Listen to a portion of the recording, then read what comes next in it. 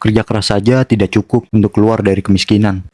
Indonesia sudah terjangkit kemiskinan sistematik sejak zaman kolonial. Dahulu, pemerintah kolonial Belanda memandang Indonesia sebagai sebuah perusahaan besar. Tanah dirampas, rakyat dijadikan kuli, dan hasilnya dikirim ke Eropa. Sistem ini menciptakan struktur ekonomi yang timpang. Segelintir elit menguasai sumber daya. Sementara, mayoritas rakyat hanya menjadi pelayan di tanahnya sendiri. Hari ini, meski sudah merdeka, struktur itu hanya berganti wajah menjadi kapitalisme predator.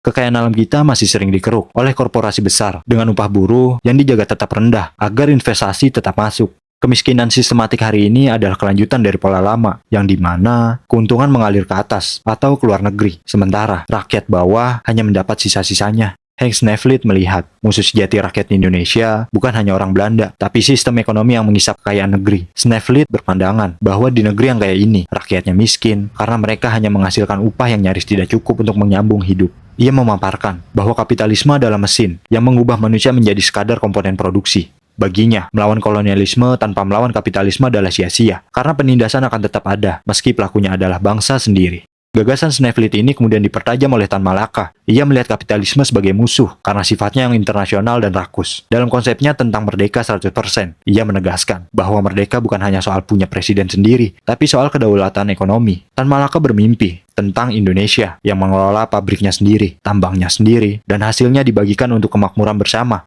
Ia mengingatkan bahwa selama modal asing masih mendikte kebijakan negara, maka rakyat Indonesia akan terus menjadi bangsa kuli di antara bangsa-bangsa. Tidak heran mengapa banyak tokoh pemikir bangsa memandang kapitalisme sebagai musuh. Bahkan, dalam konteks Indonesia hari ini, kapitalisme masih menghadirkan ketimpangan ekonomi yang ekstrim. Menolak kapitalisme bukan berarti menutup diri dari perdagangan dunia. Yang kita tolak adalah sistem yang menempatkan profit di atas martabat manusia. Indonesia di mataku, Henk Snevely.